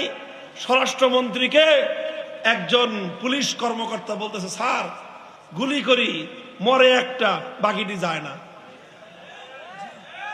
বলে নাই? অর্থাৎ একজন মরে, একজন সাথীর সাক্ষাৎ শহীদি মৃত্যু দেখে একজনকে গুলির মুখে মাটিতে পাখির মতো পড়ে যেতে দেখে তার সাথীরা পিছপা হয় না, বরং আরো শতগুণ শক্তি নিয়ে স্বৈরাচারের বিরুদ্ধে বাংলার দামাল ছেলেরা যুদ্ধের জন্য এগিয়ে আসে। আরে এটা তো একটা স্বৈরাচারের বিরুদ্ধে এদেশের মানুষের এই প্রেরণা।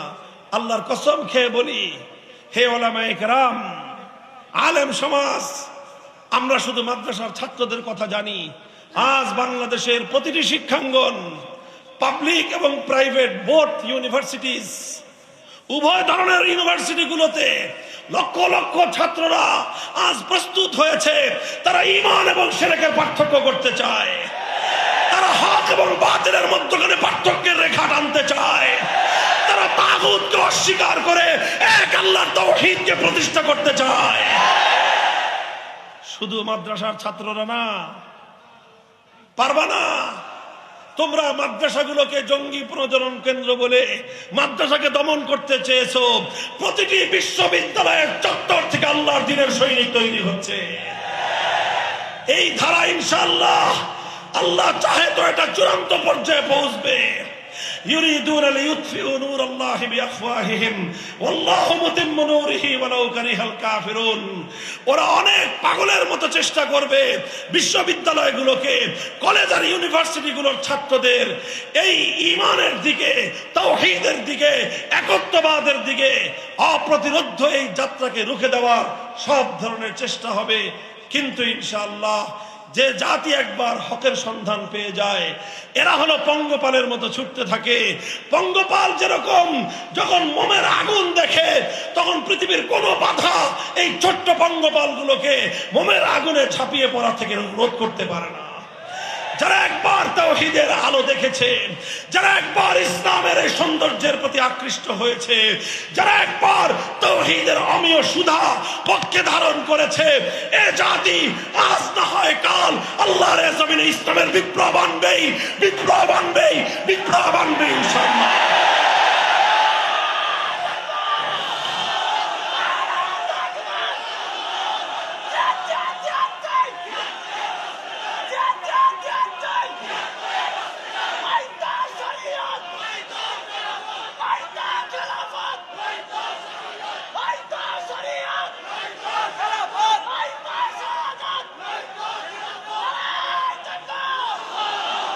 এই জন্য কথা শুনেন, 5ই আগস্টে যেভাবে এক আবু সাঈদ এই বিপ্লবের জন্য বুক পেতে জালিমের বুলেটকে বুকের মধ্যে বরণ করে নিয়েছেন, এই বুলেট আবু সাঈদের প্রাণ কেড়ে নিয়েছে কিন্তু তাকে মারতে পারে নাই। আবু সাঈদ বাংলার মাটিতে অমর হয়ে থেকেছে। আমরা আবু সাঈদের কবরের কাছে হেফাজতে ইসলামের পক্ষ থেকে তাওহীদের চেতনার মশাল জ্বালতে শুরু করেছি। আমরা বলি ইনশাআল্লাহ সুম্মা ইনশাআল্লাহ 5ই আগস্টের বিপ্লব এটা ইসলামী বিপ্লবের সূর্যোদয়ের আগের সুবহে জাদিদ। এই সকাল, এই প্রভাতের আলো একটা নতুন সূর্যোদয়ের স্পষ্ট ইঙ্গিত দিচ্ছে। আর সেই সূর্যের উদয় হবে ইসলামী বিপ্লবের সূর্যের উদয়। সেই বিপ্লবের জন্য চোখের অশ্রুর প্রয়োজন হবে, চোখের অশ্রু দিতে হবে, বুকের ঘাম ঝরাতে হবে, ঘাম দিতে হবে, বুকের রক্ত দিতে হবে, শাহাদাত বরণ করতে হবে। 2000 নয়, যদি প্রয়োজন হয় 2 লক্ষ, যদি প্রয়োজন হয় 2 কোটি তাজা প্রাণ ইসলামী বিপ্লবের জন্য বাংলার মাটিতে রক্ত দিতে প্রস্তুত থাকতে হবে, প্রস্তুত থাকতে হবে ইনশাআল্লাহ।